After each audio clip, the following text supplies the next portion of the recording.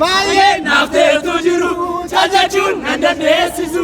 Baay'ee naafteetu jiru caljachuun nan dandeessisu. Sammuu koo gararraate gochaan kee anarraabe.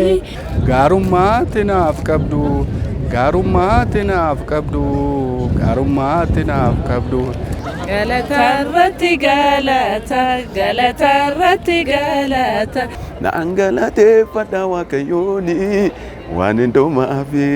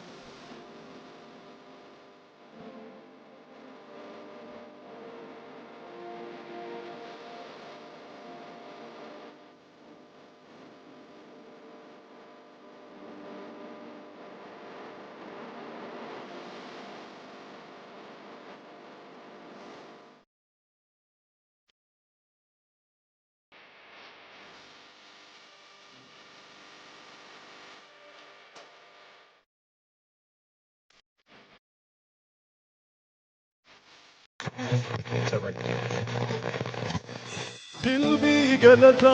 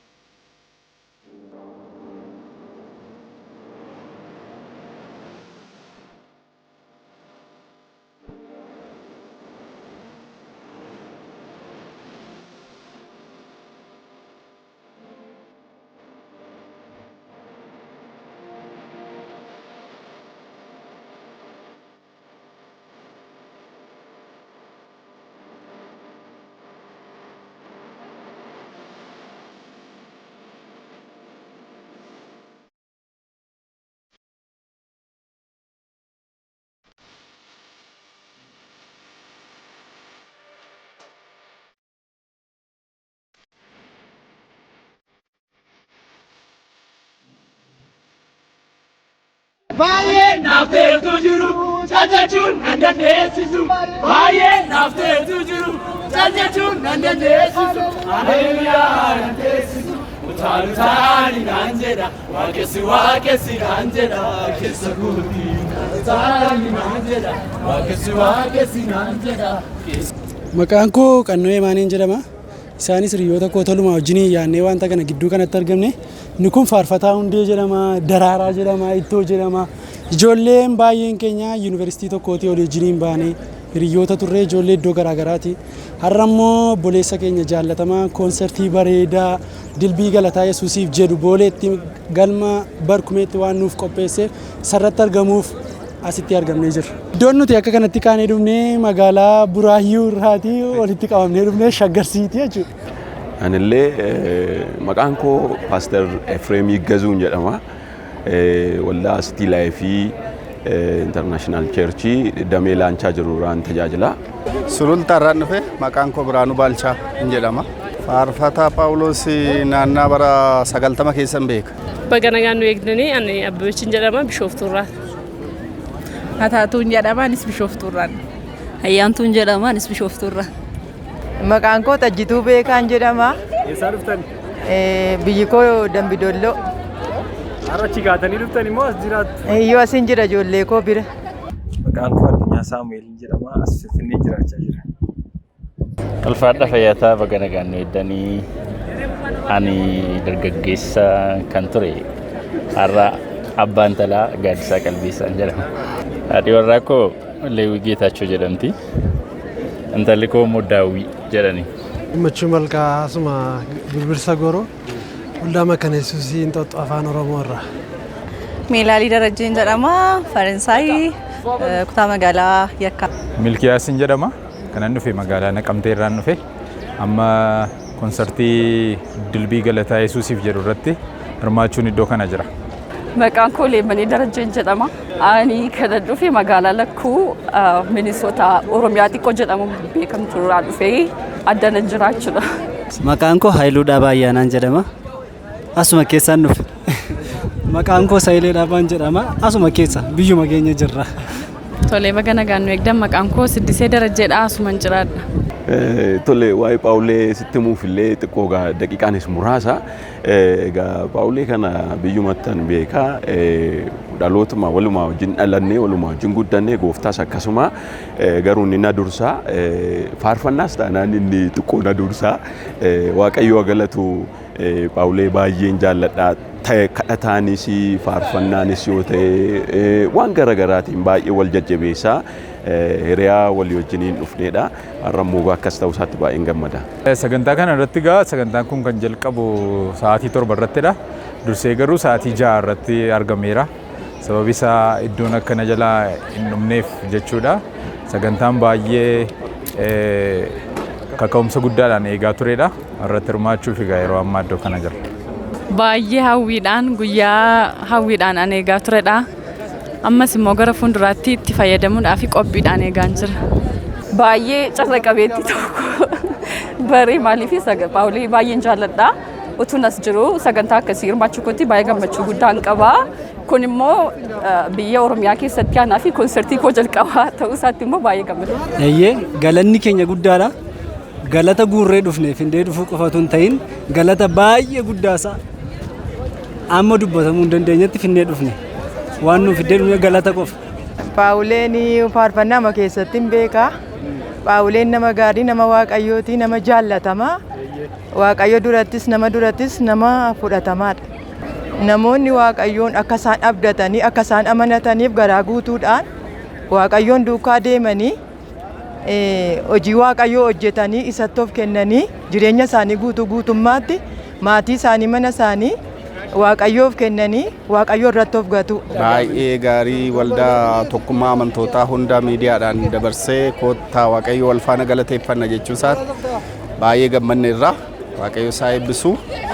Amma ammaatti tajaajilaan kun baay'ee nama kennaa addaa qabu, nama ijoollee qabachuu beeku, nama daa'ima ofitti qabee tajaajilaa barsiisee bu'uura guddaa ijoollee qabsiisee jirudha. Gooftaan isin eebbisu. Galatooma. Paawulee xinnummaa kooti jalqabee waldaattan guddadhee yeroo sanaa jalqabee beekanii itti waaqeffachaa turre. Amma immoo yeroo dheeraa nurraa fagaatee ture baay'ee amma deebi'uu isaatti guddaa gammadee irratti hirmaachuu dhufee faarfataan baay'ee jaalladhudha. Faarfannaa isaa keessaa gaa baay'ee jira. Galata irratti galataa kan jedhu keessa koo jira yeroo hundumaa jechuudha. Sagantaa guyyaa har'aa kana sagantaadhuma guddaa tokko sagantaadhuma bareedaa tokko eegaa ture. Amma gaafa addana dhufee ga'ee immoo amma yaadee waliyyuu ta'aa jira. Egaa amma dhumaatti waaqayyoo nu argisiisu akkam akka inni ta'u. Eeyyee hundinuu Paawulee baay'ee jaallanaa sababii kanaaf akka kanatti babbareennee sagantaa isaa irratti argamuudhaaf asitti dhufu. Dhugaa dubbachuuf waaqayyoo na galatu sagantaa bal'aa afaan Oromoodhaan akkas qophaa dhiyootti jennee yaadneen beeknu dheebuu keenya bara dheeraadha. Galanni waaqayyoof haa ta'u gaariidha. Baay'ee eegaa turre. Anaa fi CD afaan Oromoo pikchariidhaanii jalqabaaf kanani argee waaqeffannaa kan Paawuleedha. Miimoorii addaa qaba. Gaafa waaqeffannaa itti waaqeffatamu akkamitti akka ta'e ijoollee kaayyoo guddisuudhaanii shoora olaanaa taphachuudhaanii karaa afaan Oromoo waaqeffannaa kanaanii warra jalqabaa keessaa tokko dha nama na'an. Kanaaf Paawuleen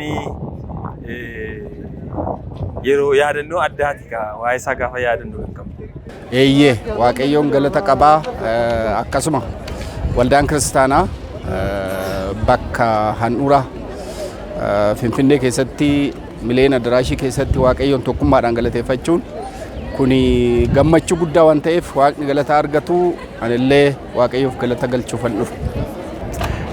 Paawulee dhugaa dubbachuuf gammishaa koo yoon isa kana sitti dubbadhe Paawuleen akka hiriyaatti yoon dubbadhe Paawuleen nama Yesuusiin faarsuudha.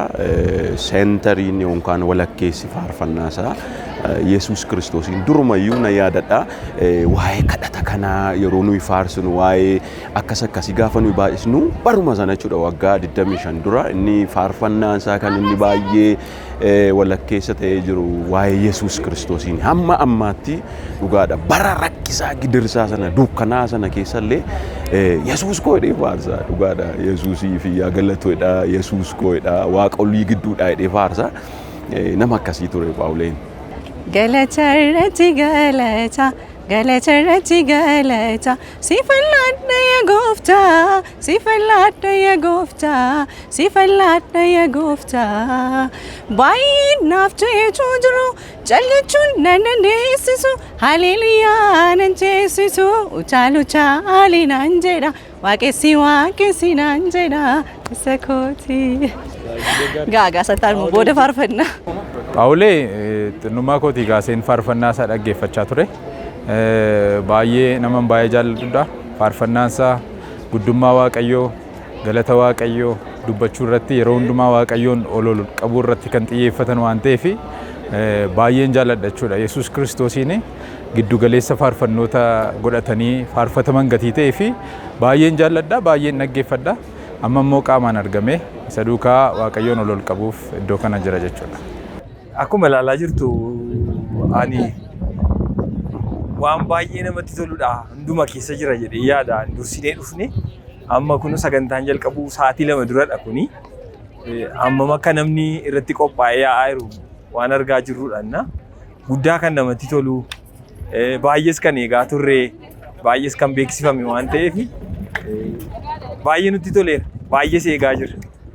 Dhugaa dubbachuuf ibsuun hin danda'amu. Paawulee ijoollee ta'ee mucool keessa tuun faarfadhuun beekani. Faarfannaallee waan baasii natti hin fakkaatu yeroon Paawulee beeku. Anis baay'ee of hin beekun ture. Paawulee duruma kaanee beekna.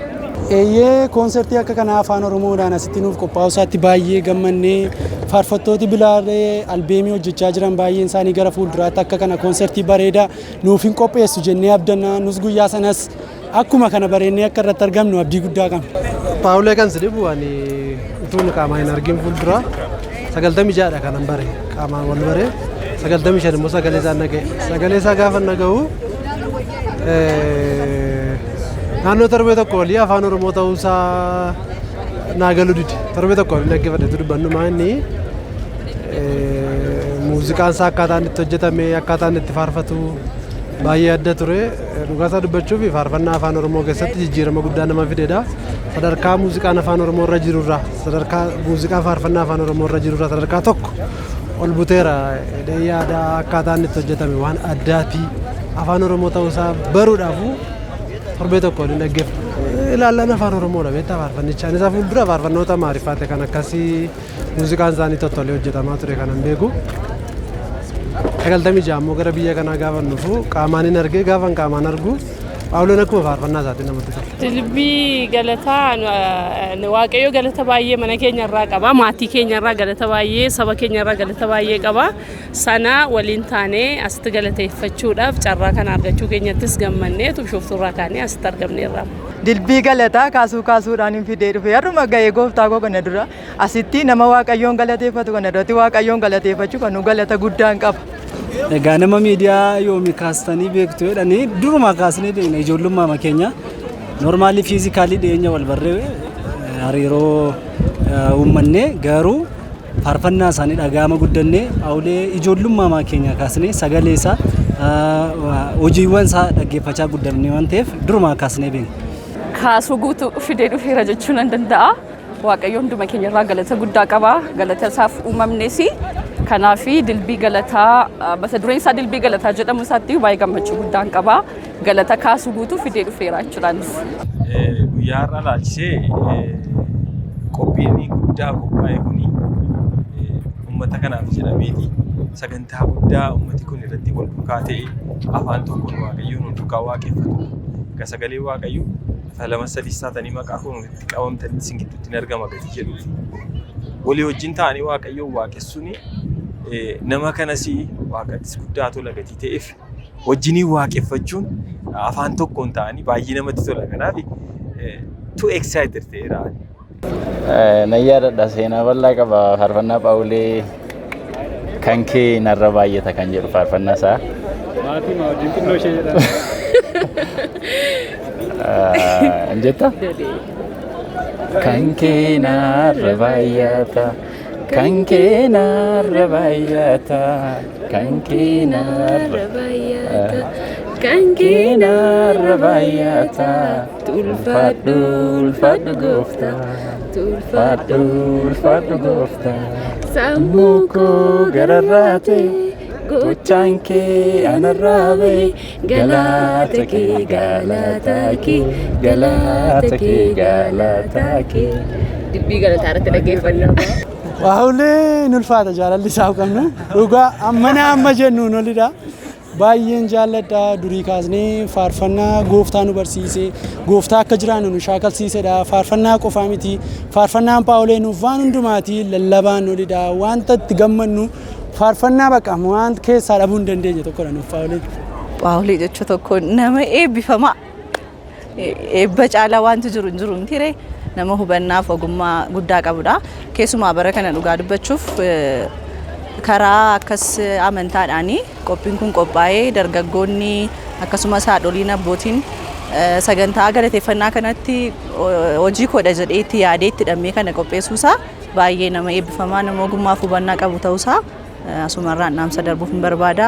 Ammallee dabalee kennaa isaa siifa daddabalu waaqayyo si'a eebbisu namoota akka kee akaasuun jedha jechuudha. Paawuleen nama kabajuu nama jaallatu nama faarfannaa jaallatu nama waaqayyoon jaallatu. Kan keenarra baay'ata kan keenarra baay'ata kan keenarra baay'ata kan keenarra baay'ata ulfaadhu gooftaa. Ulfaadhu Yesus sammuu koo gararraa ta'e gochaan kee anarraa bahe galata kee. Dilbii galataa fidee dhufeera. Sababi isaa waan waaqayyoon galateeffannuuf baay'ee qabna. Akkasumatti garuu waaqayyoon galateeffachuuf uumamne waan ta'eef galata dilbii fidee dhufeera jechuudha guyyaa har'a. Anillee faarfannaa baay'ee yaalu garuu sagaleen koo badaa miti iskiriiniif hin ta'u yoo sitti hafe wayyaa garuu faarfannaa isaa keessa galata irratti galataa haaleluyyaa faarfannaa isaa hundumaa almost nan jaalladha warri kun garuu baay'ee waaqayyoon faarfannaa ittiin galateeffaman ol qaban waan ta'eef baay'een jaalladha yeroo baay'een dhaggeeffadha. Faarfannaa Paawulee keessaa baay'ee kanan yaadadhu rakkoo koorra ija kaase gaaffii koorra ija kaase haala koorra ija kaase Yesuus irra qubachiise reebuu galata dhageessise naan galateeffadha waaqayyooni naan galateeffadha waaqayyooni waan hundumaaf isa baay'ee natti tola faarfannaan kun. Waaw gammishaa kunis egaa gaaffii baay'ee barbaachisaadha. Mata dureemti isaa dilbii galataa inni jedhu kun baay'ee namatti to'u nama onneessa nama kakaasa waaqayyoon galateeffachuu fi anis baay'ee guutamee dhufeera. Egaa yeroo isaa egaa kunoo gahaa jira daqiiqaa muraasaatti ofeense'a kanaaf dilbii galataa kana egaa baay'ee hin aarsina egaa irraan ciincessina gara gooftaatti galanni isaaf ta'u. Gooftaan dubbii garagalcheera kan jedhu baay'ee natti tola. Kaman jedhee kamanni isaa gaarummaatti naaf qabdu kan inni jedhu keessa baay'ee natti tola. Kaman jedhee kamanni isaa gaarummaatti naaf qabdu gaarummaatti naaf qabdu gaarummaatti naaf qabdu walitti qabeen galata siif galcha situ narraa dimsee dubbicha oolmaa keetiif galaani maal qabaree yoon shubbisee lafaa ka'ee yoon kurubbisee gaarummaan isaa narra darba galata isaa naan lallabaa galata isaa naan lallabaa galata isaa naan lallabaa kan jedhu. Baay'ee fayyadaa. Gooftaan isin haa eebbisu. Digdamii arfannii jedhu. Eeyyee. Itti dabalatee immoo galata irratti galata. Galata irratti galata. Galata irratti galata, galata irratti galata. Sifalata ya gooftaa, sifalata ya gooftaa, sifalata ya gooftaa. Baay'ee naaf ta'etu jiru. Caal jechuun nan dandeessisu, alleluuyaa nan teessisu. Utaaluutaali naan jedha, waaqessi naan jedha, keessa kooti. Utaaluutaali naan jedha, waaqessi naan jedha, keessa kooti. Waa'ee Paawulee kana baay'ee waaqayyo akka waaqayyo isaa wajjin jiru, akka mucaa waaqayyoo ta'e. Akka godaas waaqayyo isa fidee innis namoota dadhabaaf rakkataa duratti akka inni dhugaa bahu faarfannaa isaa kanaan namooti baay'een akka isaan humna godhatan akka isaan hafuura qulqulluudhaan waaqayyo isaan gargaaree isaanis abdii guddaadhaan waaqayyo kana irratti of gatanii namooti dadhaban jiru. Namooti dhukkubsatan jiru. Faarfannaa isaa kanaan akka isaan goda godaa dhufan nan abdadhas nan amanas. Farkaan fitnee galataa qabaa waan asiin jedhu maaliifan dhabaa guuteessitee mareedina koo jigee jaban yaari koo. Egaa Phaawulee faarfannaa ijoollummaa marraa kaasee dhaggeeffachaa guddadheera. Faarfataa yoomiyyuu sammuu koo keessaa hin bannee fi faarfannaa isaa yoomiyyuu dhaggeeffatamee kan hin quufne faarfataan baay'ee jaalladhudha. Faarfannaa isaa keessaa isa kam yaadatta akkamiin faarfata? Hallelujah, hallelujah, hallelujah. Sajadu baay'ee jaalladha. Dubbii galagalcheera diina kootti dalgagalcheera gooftaan dubbii galagalcheera diina kootti dalgagalcheera ariseera seenaa koo tolcheera harkaa daa'ee kan diinaa karoora lafa lixaa isaan dhabsiiseera anis galaata dhiyeesseera ariseera seenaa koo tolcheera harkaa daa'ee kan diinaa karoora lafa lixaa isaan dhabsiiseera anis galaata dhiyeesseera. Phaawulee baay'ee si jaallanna. Ati fakkeenya dhaloota hundumaati. Namni hundumtuu sirraa dhalatee gara hojii qajeelummaa gara hojii gaarii kanatti dhufee ati fakkeenya dhaloota kanaati. Kabajni guddaan ulfinni guddaan waaqa jalatti siif galaa baay'ee ulfaadhu kabajamii waaqayyo guddaa si haa eebbisu barri kee jireenyi kee nafi hundumtuu eebbifamaa siif haa ta'u. Phaawulee koo thank you. Phaawulee guddaa si jaallanna guddaa si kabajna. Ati abbaa dhalootaati abbaa mul'ata dhaloota kanaati. Fakkeenyummaa dhaloota biraa kan qabdu ammas waaqayyo barakee jireenya kee eebba isaan siif haa guutu jenna. Baay'ee si jaallanna baay'ee si kabajna nuuf jiraadhu. Baay'ee si jaalladha baay'ee kabaja guddaa siif qaba waaqayyo si haa eebbisu galatoomii jabaadhu yeroo gaarii eebbifama. Phaawulos nama jaallatamaa ijoollummaa irraa kaasnee faarfannaa isaa dhagaa nama guddanne ammas immoo gara fuulduraatti hojii guddaa hojjeta jedhee kan hin eegu namarraa baratamu nama waaqayyoon keessatti ilaalamu gati ta'ee fi jabaadhu ammasiin jedhaan. Phaawulee waaqayyo si haa eebbisu si jaallanna sin eebbisaan ani nama waaqayyooti atis nama waaqayyooti waaqayyo si haa eebbisu waaqayyo si haa jiraachisu kana caalmaatti immoo addunyaa maraaf eebba si haa godhu burqaan si keessaa yaa'ee madda hin cinne akka inni ta'u waaqayyoonis siin kadhadha waaqayyo si haa gargaaru. Akkuma bara duraa Daawitiin argate Phaawulee argachuu isaatiif bara kana keessa jechuudha. Phaawulee argachuu isaatiif waaqayyo nan galateeffadha guddaa. Obboleessa keenya Phaawulee baay'ee si jaallanna waaqayyo si haa eebbisu ammayyuu ayyaana isaa siif dabaluu ittiin jedhu. Baay'ee si jaallanna baay'ee si kabajna itti fufii ittiin jedhu. Ayyaanni araarri waaqayyo bara hundumaa bara tajaajila kee hundumaatti akkasii wajjin ta'u abdii keenya kadhata keenyadha waaqayyo si haa eebbisu. Waaqayyo si haa eebbisu sin jaalanna jabaadhu amma har'aatti gooftaa guddaa kana qabattee jiraachuun kee baay'ee nu gammachiiseera akkaataa kanaan fakkeenya faarfattoota Finfinnee Itoophiyaa keessa jiraniif illee fakkeenya guddaa taatee akkaataa kanaan iddoo kanatti jiraachuusaa sagantaa kana qopheessuusaa baay'ee itti gammanneerraa gooftaan si haa eebbisu jedha. Kamiin jedheen kamiin isaa gaarummaa tanaaf qabdu gaarummaa tanaaf qabdu gaarummaa tanaaf qabdu walitti qabeenii galata siif galcha situu gafnarraa godhee bubbi'icha yoo mana nyaatiree naraasee galaanni oolchaa kootiifa ta'u malee ulfinni maal qabaree yoon shubbisee hedduu haaraa yoo weeddisee gaarummaan isaa narra darbaa galata isaa Phaawulee baay'ee si jaallanna baay'ee si kabajna ati sii fi hangafa akka hangafaatti si ilaalla toora akkas faarfattoota kana irratti na kabajaaf hawwii guddaa sii qabna waaqayyo ayyaana kana caaluun hojii kana caaluun ammas deebisee akka walitti nu fidu abdii guddaan qaba ulfaadha. Anis baay'ee natti toleera. Dilbii galataa akkuma Phaawuleen jedhe dilbii galata kooti baay'ee qabadhee dhufeera waaqayyoon galateeffachuu fi sagantaan galataa baay'ee yeroo hundumaa akkasitti nu qophaa'e. Phaawulee koo baay'ee si jaallanna. Anaaf Phaawuleen waldaa tokko turre baay'ee si jaalladha dhokoo baga nagaannaa dhufte jedheera. Phaawulee waaqayyo si haa eebbisu sagantaa kaka'umsaa akka kanaa qopheessuu keetti si jaallanna ulfaadhu.